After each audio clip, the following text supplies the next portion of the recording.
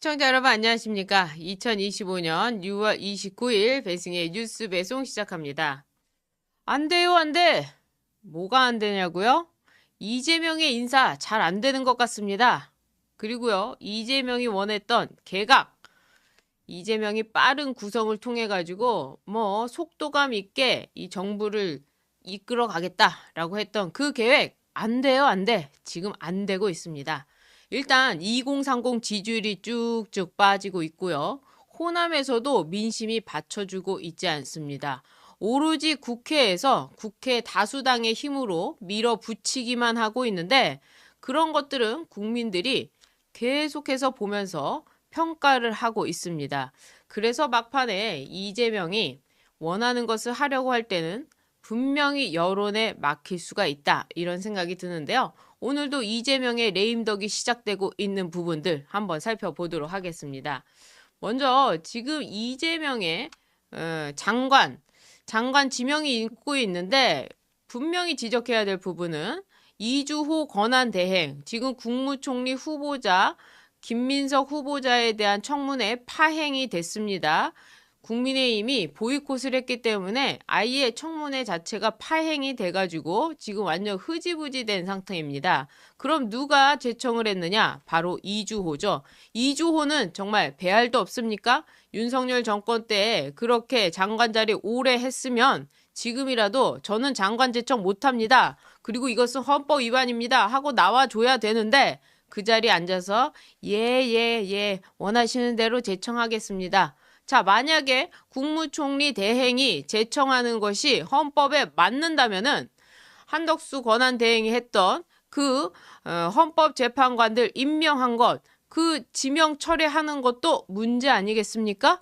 그런 점에서 이런 부분들은 디테일하게 언론에서 지적을 해야 되는데 이 언론들은 지적하지 않죠. 지금 허니문 기간이네 어쩌네. 아니 애초에 이런 생각도 하지 못하는 거죠. 노조가 장악된 언론 그리고 이재명이 언론사 대표들과도 식사하지 않았습니까? 아주 간약한 행동이죠. 자기들 원하는 대로 좀 써달라라는 그런 무언의 압박 아니겠습니까? 어쨌거나 이 장관들 관련해 가지고요. 지금 정동영 통일부 장관도 자기가 회사를 만들었는데 그 회사 태양광과 관련된 거죠. 그 회사 태양광과 관련된 법안을 또 통과시키려고 노력을 해가지고 면면이 하나하나마다 다 불법 행위가 있습니다. 그러다 보니까 청문회가 이게 범죄자가 나오는 거냐, 피고인이 나오는 거냐, 이런 논란에 휩싸일 수 있을 것 같으니까 이제는요, 장관들을요, 전부 국회의원 출신으로다가 장관을 지명하고 있습니다. 그럼 왜 이렇게 국회의원들로다 장관을 지명하느냐? 아무래도 이제 청문회 때문이죠. 청문회. 그래서 지금 법무부 장관의 정성호 의원 여태까지 하마평에 오르지도 않았는데 야 일단 너가 와. 이렇게 돼버린 겁니다. 그리고 행안부 장관 여기에는 또 윤호중을 갖다 쓴다는 겁니다. 오늘 아마 이 법무부 행안부 장관 지명이 있을 예정이라고 하는데요. 이거는 지방선거를 염두에 두었기보다는 이 청문회 통과에 염두를 두고 이재명이 다급한 모습을 보여주고 있는 그런 식이다라고 볼 수밖에 없습니다. 그리고 또 김민석에 대한 것. 김민석은요. 무난하게 될 줄 알았을 거예요. 개딸들도 있고 그리고 본인이 대통령도 됐고 지지율도 있고 또 김민석 본인은 어땠습니까? 김민석 후보자가 됐는데 어디 무슨 재난센터 가서 지휘를 하고 그렇게 국무총리가 다 된 것처럼 하고 다녔는데 뚜껑을 열어보니까 배추 장사부터 시작해서 아내 빵집 그리고 아들의 입시 비리 의혹 아주 골물대로 골물 조국 2가 되지 않았습니까? 그래서 예상보다도 훨씬 더 늦어지고 있는데 이 국민의힘이 그나마 잘했다는 것은 김민석에 대한 이 청문회를 보이콧했다는 겁니다. 그래서 민주당이 26일 국회에서 인사청문 경과 보고서가 채택되지 않으니까 30일 혹은 7월 3일부터 4일 본회의를 열어서 그냥 자기들 마음대로 김민석을 또 인준하는 표결을 하겠다라고 들고 나오고 있습니다. 아마 이때 민주당이 단독으로 김민석을 인준하는 표결을 하게 되면 동아일보 김순덕부터 나와가지고 이재명 이건 아니다 뭐 이럴 수 있을 것 같아요. 이때 여론이 한번 또 흔들리지 않을까 생각이 듭니다. 그만큼 이재명의 인사 잘 되고 있지가 않습니다. 사실 이재명의 측근들을 살펴보면 이재명은 점조직으로 운영하고 있고요. 또 능력 있는 사람 그리고 중진인 사람 이런 사람들은요. 적대적으로 대하고 있습니다. 그래서 이재명이 당대표 될 때 어떻게 됐습니까? 다 초선 혹은 재선, 이재명 말 잘 듣는 사람들로다가 다 채우지 않았습니까? 중진 의원들은 합리적으로 그래도 이 민주당이 이렇게 가야 된다 저렇게 가야 된다라고 하니까 이재명 입장에선 마음에 안 들었던 거죠. 그렇게 하다 보니까 이재명 주변엔 인물이 없는 겁니다. 그래서 민정수석도 그렇고요. 비서관 인선도 그렇고요. 지금 인사가 안 되고 있다는 기사들이 계속해서 나오고 있는데 이런 이재명에 대한 이런 기사들 기분이 좋죠. 레임덕이 시작되는 겁니다. 이렇게 한 방울 한 방울씩 누수가 되면 이재명도 무너지는 날이 올 것이다 라는 생각이 듭니다. 그리고 쭉 전해드리고 있는데 방송 3법 특히 민주당이 계속해서 요구했던 거 윤석열 대통령 때 요구했던 게 방송 3법입니다. 방송 3법이란 건 무엇이냐? 공영방송 이사 추천 권한을 시민단체 등한테 확대하는 것. 그러니까 시민단체들로 모여가지고 좌파들이 공영방송을 장악하겠다. 뭐 이런 불순한 의도가 있는 그런 법안이죠. 이런 법안을 이재명이 대통령이 됐으니까 통과시키겠다 하면서 막 달려가고 있는데 생각보다 이것도 안 되고 있습니다. 이재명 쪽에서 브레이크를 거는 것인지 아니면 여당에서 브레이크를 거는 것인지 생각보다 되지 않는 것이 아마 이게 시민단체와 그리고 운동권에서 요구가 좀 있는 모양입니다. 최민희는 이 대통령실과 조율한 바가 없다라고 하지만 대통령과 조율 없이 이렇게 움직일 수 있는 집단이 민주당이었나요? 그렇기 때문에 이재명으로서는 또 이재명 본인이 굉장히 그 두려움에 떨고 있어서 이것도 잘 안 되고 있다 이런 말씀을 드립니다. 그리고 나서 저 중요하게 생각하는 거 이재명은 뭘 해야 됩니까? 방탄을 해야 되죠. 피고인 이재명 재판 받아야 되겠죠. 그런데 재판을 안 받게 하기 위해서 어떻게 했습니까? 공직선거법을 개정하고요. 그리고 형사소송법을 개정하겠다고 본회의까지 올려놓은 상태입니다. 그래서 법사위가 가장 중요합니다. 방탄을 위한 법 통과를 위해서는 무조건 법사위를 사수해야 되는 거죠. 그리고 국회의장을 사수해야 되는 거죠. 그럼 일사천리로 이재명에 대한 재판은 되지가 않는 거죠. 특히 법사위는 무엇을 하는 거죠? 이 사법부 그리고 검찰 여기를 지금 피감 기관으로 놔두고 하지 않고 있습니까? 국정감사 때도 하고 있지 않습니까? 그러니까 이 방탄을 위한 법사위 사수가 아주 중요합니다. 그래서 27일 더불어민주당이 일방적인 상임위 선출했습니다. 4개를 했는데요. 운영위를 해야 되겠죠. 왜냐? 이 대통령실과 관련된 이 국정감사 자기들 편이니까 운영위가 하면은 뭘 어떻게 공격하겠습니까? 게다가 두 번째는 법사위. 이재명의 방탄을 위한 법사위가 필요하겠죠? 그리고 예결위. 예산 갖다 써야 되겠죠? 막 돈 갖다 써야 되겠죠? 이재명은요, 빚이 좀 많으면 어떠냐? 어차피 다음 세대로 이월되는데, 국가 채무라는 건 이월되니까 우리가 직접 지금 빚을 내더라도 상관이 없다. 이런 생각을 갖고 있는 사람입니다. 그러니까, 대통령실로 기재부에 있는 것도 떼오겠다는 이런 심보를 갖고 있으니 당연히 예결위도 민주당으로 가겠죠. 그리고 문체위원장 이 문화 쪽 얼마나 심각합니까? 영화부터 시작해서 연극부터 시작해서 뭐 애니메이션 게다가 드라마 모든 것들이 다 좌파들로다가 채워지지 않겠습니까? 봄이 되면 무슨 영화가 나오겠습니까? 5월이 되면 무슨 얘기가 나오겠습니까? 4월이 되면 뭐가 나오겠습니까? 10월이 되면 12월이 되면 뭐가 나오겠습니까? 다 그런 것들을 역사 왜곡하는 그런 것들이 나오지 않을까. 그런 점에서 이 자리를 뺏기지 않으려고 민주당이 일방적인 상임위 선출을 했습니다. 이에 대해서 그래도 국민의힘이 무려 56명 그러니까 국민의힘 소속의 50여 명이 로텐더홀에서 묻지마식 의회폭주 민주당식 협치 파괴라는 피켓을 들고 구호를 외쳤습니다. 이재명의 입법 폭주가 시작됐다고 주장하면서 이재명 정권은 법사위원장직으로 입법 기능을 틀어쥐고 사법부 숨통을 끊어놓는 것이다. 이재명 재판을 중단시키고 야당과 보수 진영을 특검으로 단죄하려고 할 것이다.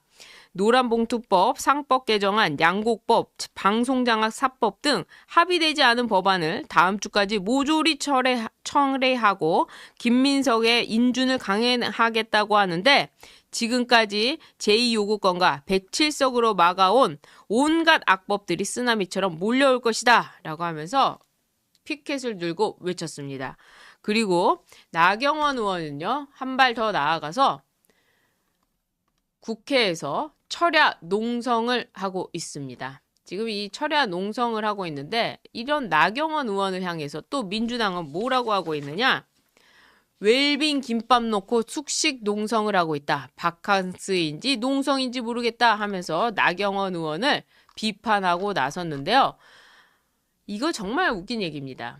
이재명은 웰빙 단식, 녹색병원 기억나시죠? 그것이 단식이었는지 가짜 단식이었는지 아니면 간헐적 단식이었는지 영양제 투여였는지 모르겠습니다만 나경원 의원이 하고자 하는 이 국회 로텐더홀에서의 단식이라는 것은 철야 농성이라는 것은 단식을 하겠다는 게 아닙니다. 바로 이겁니다. 다수 여당 민주당은 왜 그토록 법사위원장 자리를 집착하는 것인가? 앞으로 모든 법안을 자신들의 뜻대로 일사천리로 통과시키겠다는 독재 선언과 다름이 없는 거 아니냐? 이재명은 5개 재판에 묶여있고 이는 대한민국 헌정사상 초유의 사법 리스크 아니냐?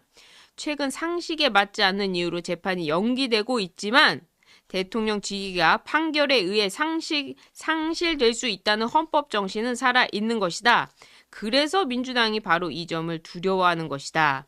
법사위를 장악해야만 재판이 불리하게 돌아갈 때 대법관 정원 등을 늘리는 사법 장악 법안을 신속하게 처리해 대통령 사법 리스크를 원천 봉쇄할 수 있기 때문이다 하면서 농성을 하고 있는 겁니다. 이 얼마나 처절한 농성입니까?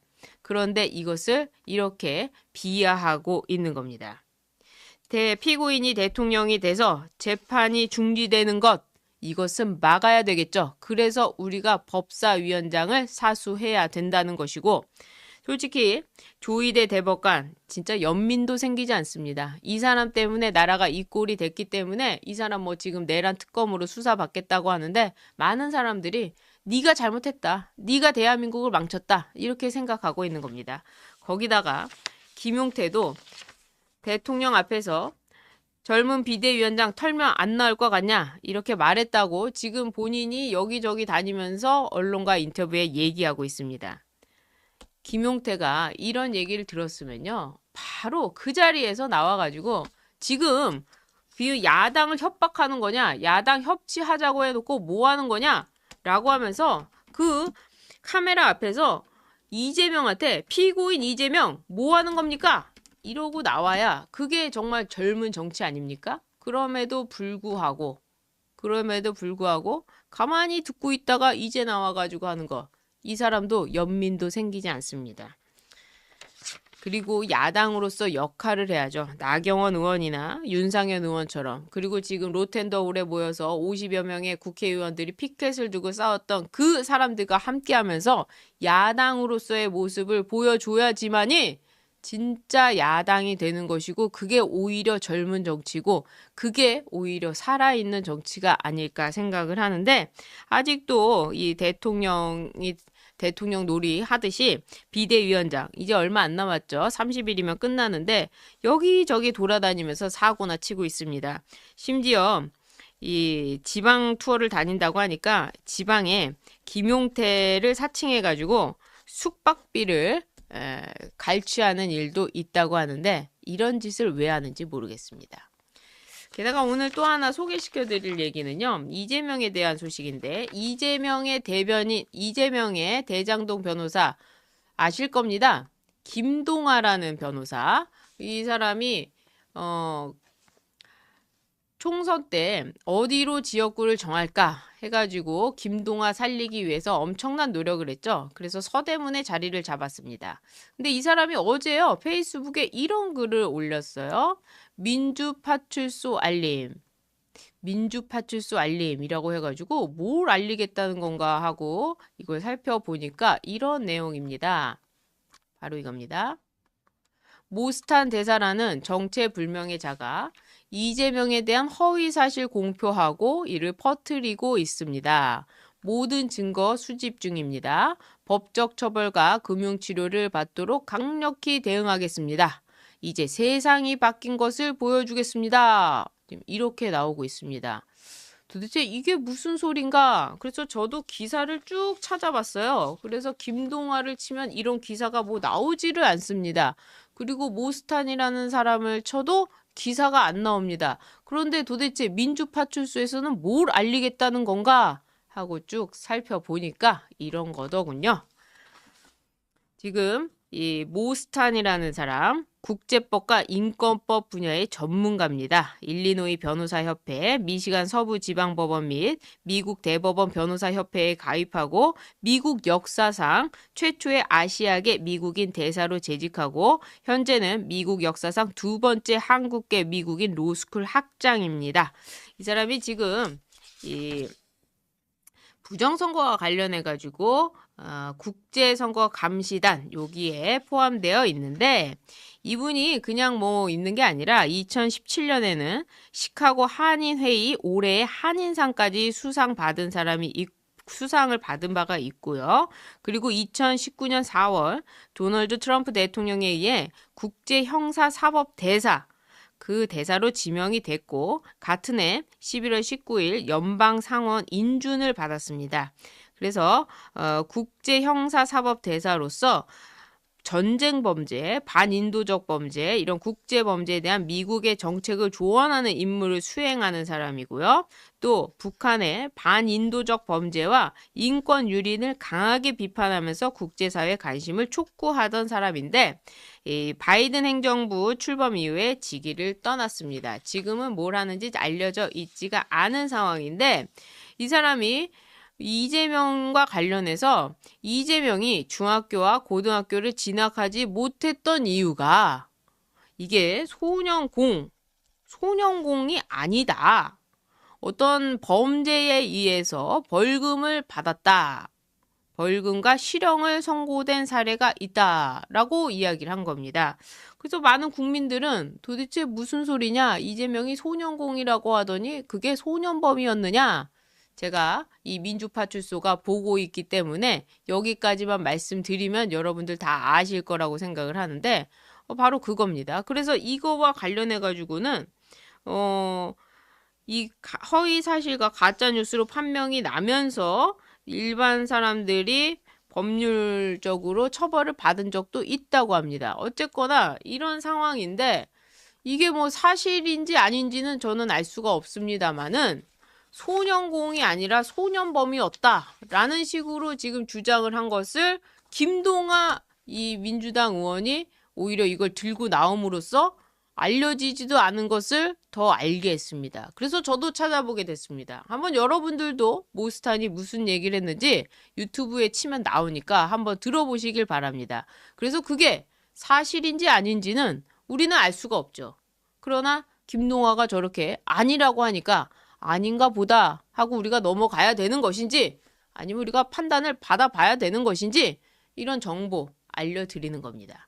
그런 점에서 이게 지금 또 논쟁이 되고 있다. 그래서 이재명의 이 대통령직 수행이라는 것이 모든 것을 감추고 가짜로 이렇게 이룩하는 것은 이제 진정성의 시대에 있어서는 맞지가 않는다. 언젠가 분명히 밝혀질 것이다. 라는 생각이 들면서 아무튼 민주파출소에서 허위사실 유포하는 이 모스탄이라는 사람 모든 증거 수집 중이라고 하니까요. 여러분들도 뭐 신고하시고 싶으면 신고하시면 되겠습니다. 그렇게 해서 찾다 보면은 우리가 예상하지 못한 내용이 나오지 않을까라는 생각도 들어보네요. 어쨌거나 이재명의 이 대통령직 수행이라는 것도 쉽지가 않습니다. 네.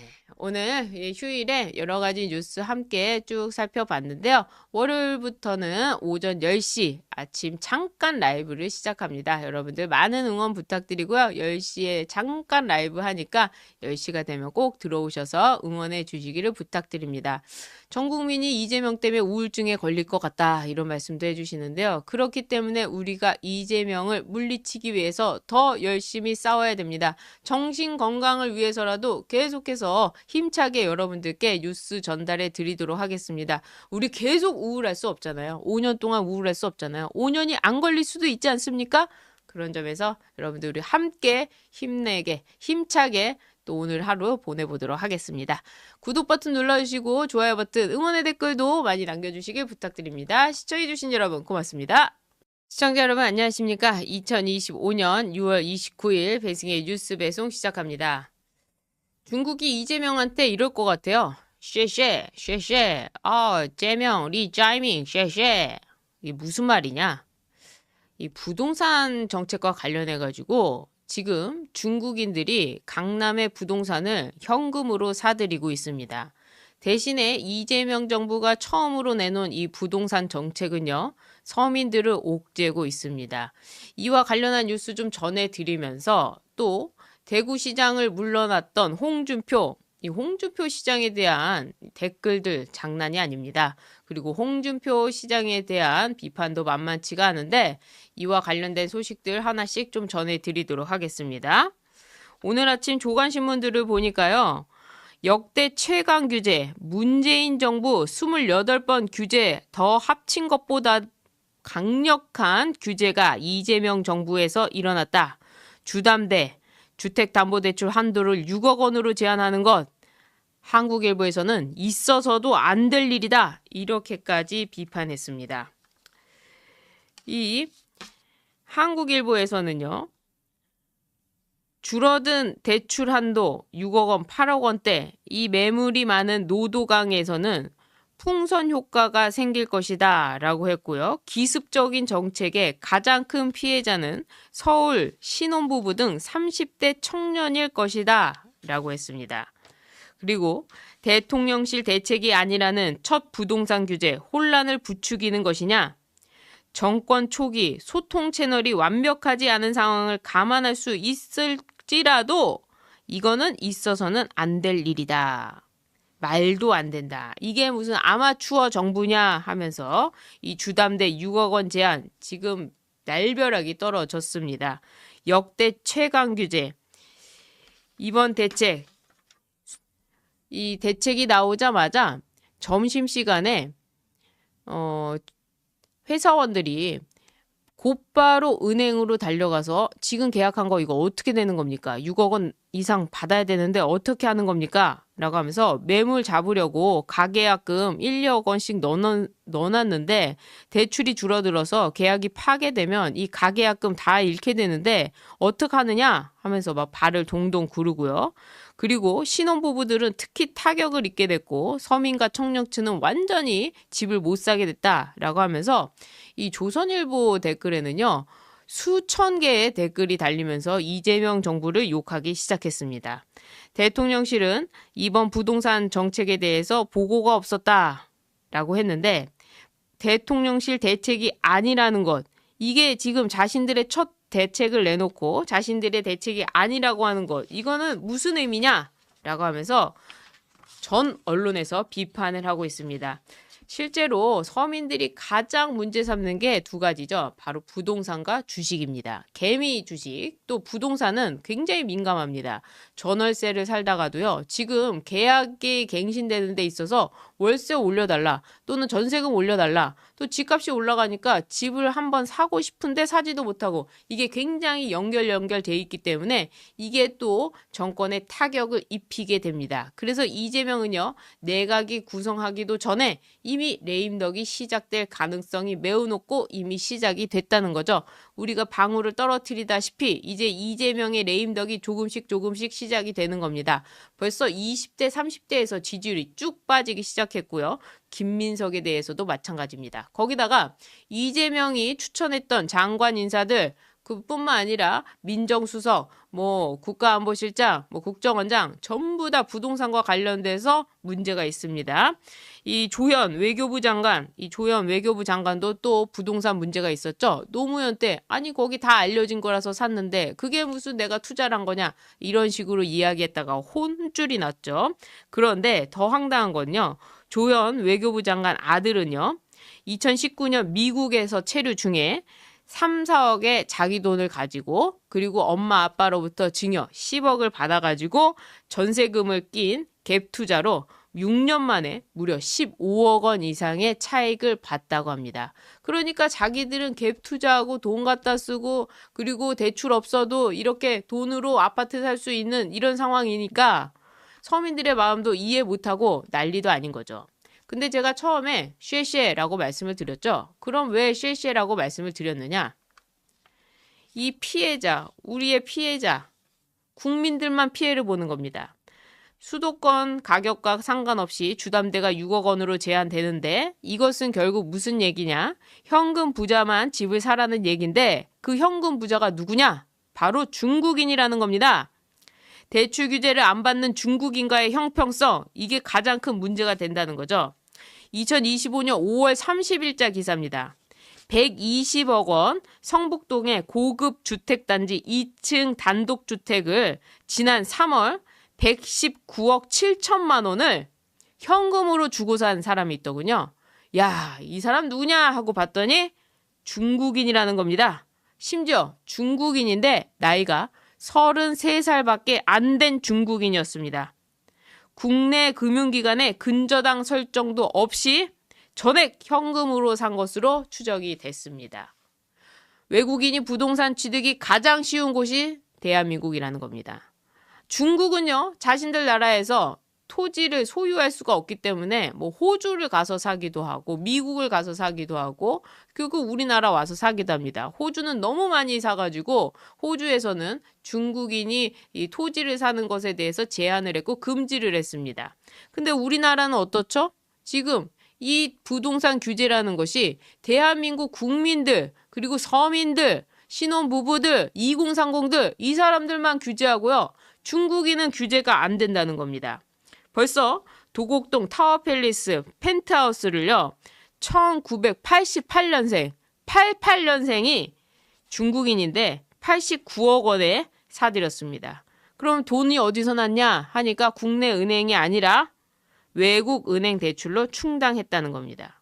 그래서 지금 압구정, 잠실 이런 강남권에요. 외국인들이 아파트를 사고 있는데 외국인들의 대부분 44% 이상이 중국인이라는 겁니다. 그래서 중국인 집주인 증가에 국내에서 굉장히 불만이 커지고 있다는 겁니다. 우리 국민들은, 우리 서민들은 주택담보대출 받으려면 다 갖다 줘야 되죠. 인감증명부터 시작해가지고 우리의 삶을 몽땅 은행에다 갖다 줘야 되는 서류를 제출해야 되지 않습니까? 거기다가 월세, 월급 얼마냐부터 시작해서 나머지 대출 있는 거 또 있느냐, 이쪽에 있느냐, 뭐가 있느냐. 서류가 50개가 넘습니다. 그렇게 힘들게 해서 준다는 돈이 주택을 담보로 잡는데도 그 담보만큼 주는 것이 아니라 조금 준다는 겁니다. 이번에는 6억이라는 겁니다. 그런데 이 각종 규제를 벗어난 이 외국인들, 특히 중국인들은 자유롭게 국내 부동산을 매입하고 있습니다. 토지 거래도 상호주의가 필요한 거 아닌가요? 아니 이렇게 중국한테 지방선거권도 주죠.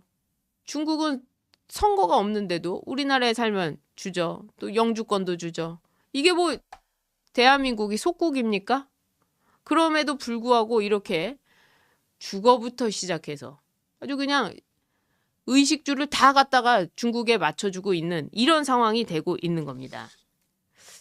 이 중국인의 자금 능력이라는 것이 뭐 우리 경제와 달라서 많을 수도 있습니다. 인구가 많을 수 있지만 우리는 우리나라 국민을 위주로 정책을 짜야 되는 것이고 외국인의 토지 소유는 제한을 해야 되지 않겠습니까? 그래야 국민들이 토지를 살 수 있고 주거를 안정시킬 수 있는 거 아니겠습니까? 그런데 중국인들은 거의 뭐 규제가 없는 거나 마찬가지입니다. 그리고 해외에서 돈을 빌려가지고 만약에 이 부동산을 산다? 아무런 제재가 없어요. 그러니까 중국인이 이재명한테 쉐쉐 얼마 전에 제가 뉴스를 본 게 기억이 나는데 중국 무슨 매체에서 이재명에 대해서 환영한다. 이재명의 뭐 이런 정책에 대해서 아주 환영하는 그런 기사도 봤습니다.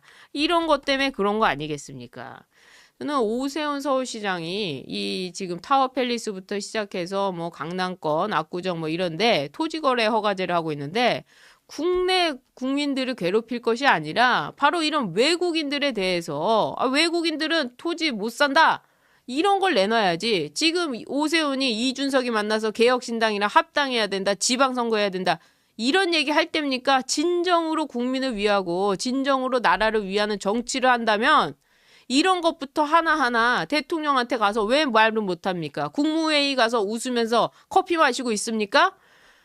이 주담대 6억 원 잘못됐습니다. 그리고 중국인들 막아야 됩니다. 중국이 언제까지 우리한테 쉐시할 겁니까? 우리가 중국한테 쉐시하면서 이렇게 할 겁니까? 라고 얘기해야지. 거기다 대고 이준석을 만나네, 김재섭을 만나네, 김용태를 만나네, 권영세를 만나네.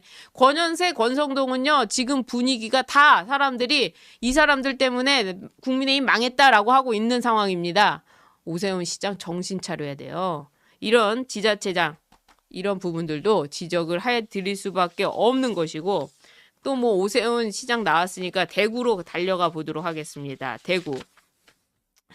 지금 대구시장이 공석이 돼가지고 내년 지방선거를 앞두고 벌써부터 대구시장 후보가 누가 나오느냐. 그래서 막 김재원 의원부터 시작해서 김재원 전 의원이 자기가 대구시장 나올 테니까 김문수 후보를 가지고 뭐 경북도지사에 나오지 마라, 나와라, 뭐 말들이 많습니다. 이런 거 뭐 다 찌라시로 흘리는 얘기인데 여기에 국민의힘 인사들 김상훈, 유영아, 윤재옥, 주호영, 추경호 이런 사람들이 지금 하마평에 오르고 있는데 중요한 것은 이 정치적 안일함이라는 겁니다.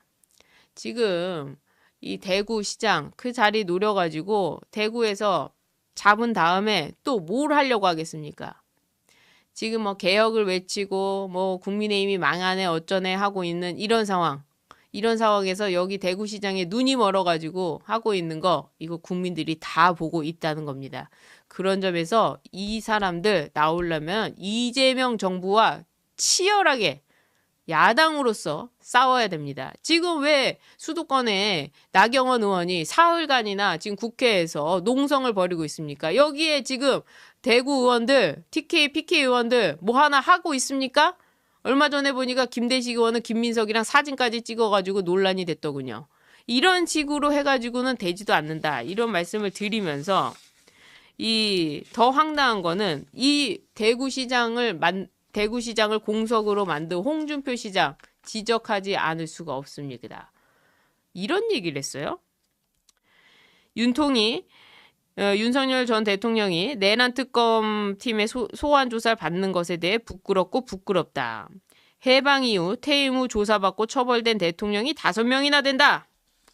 전두환, 노태우야. 쿠데타 혐의로 조사받았기 때문에 논외로 치더라도 이명박 박근혜 두 사람은 재임 중 비리로 조사받고 처벌된 전직 대통령들이다.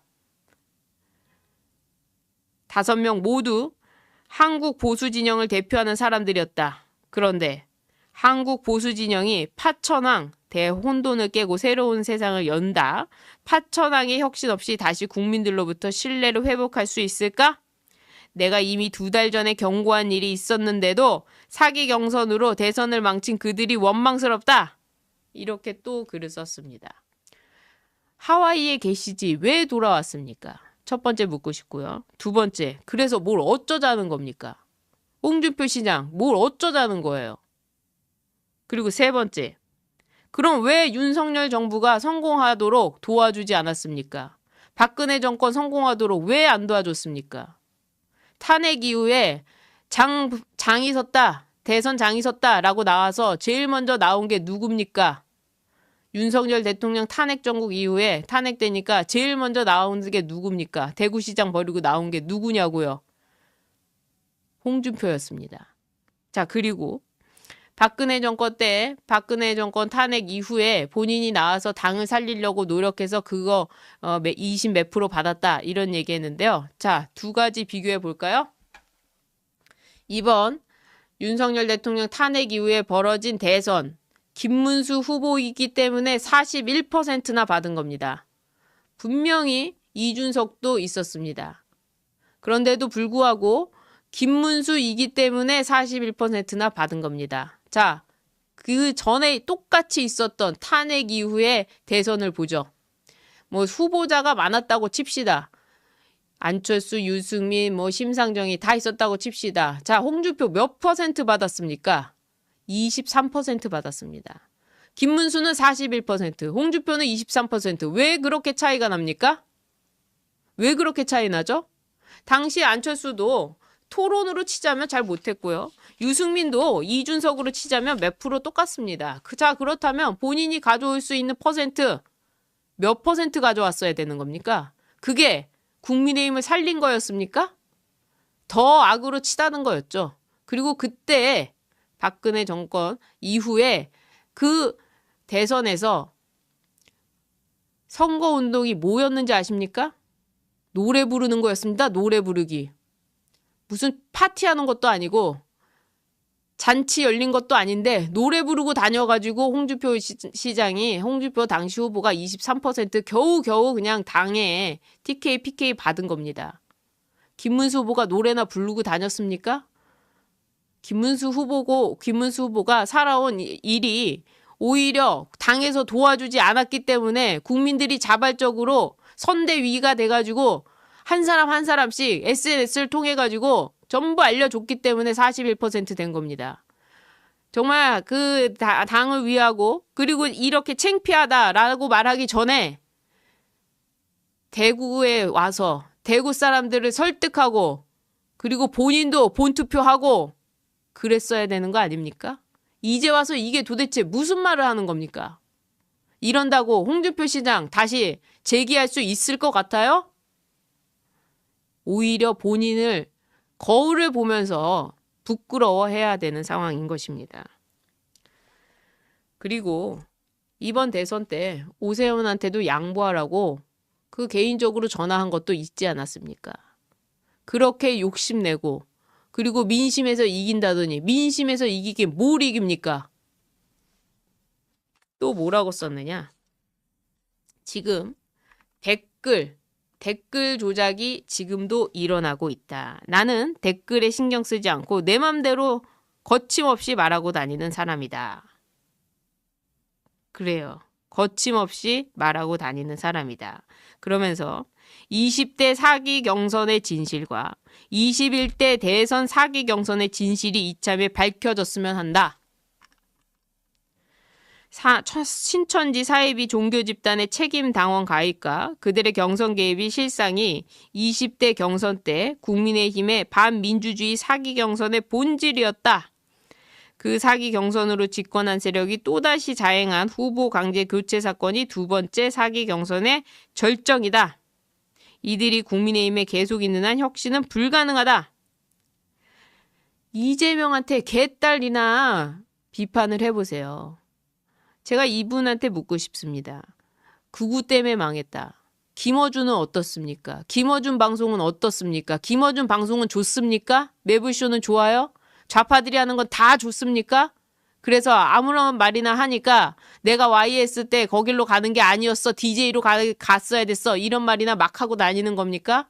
여기서 3선을 하고 당대표를 2번이나 하고 경북도지사하고 대구시장까지 됐으면서 어떻게 이런 발언을 해가면서 계속해서 지금 이 국민들 상처에 소금을 뿌려대고 있습니까? 이런 사람이 무슨 어른입니까? 그래서 이 홍준표 시장의 이 뉴스를 보면요. 댓글이 다 안 좋습니다. 이러고 다니면 다닐수록 절대로 복귀 못합니다. 그리고요. 이준석과 함께 아마 당을 또 차지하려고 홍준표, 이준석, 오세훈 뭐 움직임이 있는 것 같습니다. 이 사람들 이렇게 움직여서는 안 된다. 이 사람들이 오히려 개혁 대상이다. 정치권에서 물갈이를 한다면 바로 이 사람들이야말로 물갈이 대상이다. 이런 말씀 드리고 싶습니다. 도대체 본인은 누구로부터 선택을 받았다는 겁니까? 당원입니까? 그리고 본인이 민심으로부터 받았다고요? 그래서 조국을 수호하고 김민석을 수호하고 문재인을 보호했습니까? 국민들이요. 이 김민석에 대해서 김민석은 안 된다라고 해가지고 지금 지지율이 빠지고 있는 상황입니다. 이재명의 지지율이 빠지고 있는 상황이 바로 김민석 때문입니다. 그래서 국민의힘은 뭐라도 하겠다. 최소한 지금 56명의 의원들이 야당성을 발휘하면서 처절하게 투쟁하고 있고 나경원 의원도 가고 있지 않습니까? 이런 나경원 의원은 홍준표 시장 얼마나 무시했습니까? 박근혜 전 대통령은 또 얼마나 무시했습니까? 제가 그 욕 차마 옮기지 않겠습니다. 김민석에 대한 국민청문회를 국민의힘이 내일 연다고 합니다. 이 정도로 하고 있습니다. 그렇다면 홍준표 시장은 지금 뭐 윤석열 대통령 지금 조사 받으니까 기분 참 좋다. 아주 배가 막 그냥 소화가 잘 된다. 이럴 때가 아니라 야당이 어떻게 해야 되는지 그거나 알려주는 것이 그나마 최소한의 존경받는 일이 아닐까 이런 생각을 합니다. 왜 국민들한테 지금 가뜩이나 우울해 있는 국민들한테 이런 말을 해서 도대체 뭘 얻겠다는 겁니까? 오늘 제가 이렇게 여러분들께 말씀을 드리는 이유는 이런 식의 정치는 이제 끝났기 때문에 여러분들께 말씀을 드렸습니다. 자기 편에 칼을 꽂는 그리고 진정성 없는 국민을 위하지 않는 그런 정치는 이제 끝나갑니다. 그것이 이재명의 몰락으로 이어질 거라고 저는 보고요. 그리고 586, 그 86세대 운동권 출신들 그 사람들도 물러가게 될 것이고요. 반드시 그런 날이 올 거라고 생각합니다. 그런 점에서 저도 1인 미디어의 역할, 소임을 다하면서 여러분들께 매일매일 뉴스를 전해드리고 있습니다. 여러분들 많이 응원해 주시고요. 여러분들 우리 함께 합시다. 우리가 더 힘내서 이 대한민국을 잘 살려봅시다. 네. 오늘 방송 여기까지 하도록 하겠습니다. 나가시기 전에 구독 버튼 눌러주시고 좋아요 버튼, 응원의 댓글도 많이 남겨주시길 부탁드립니다. 시청해주신 여러분 고맙습니다.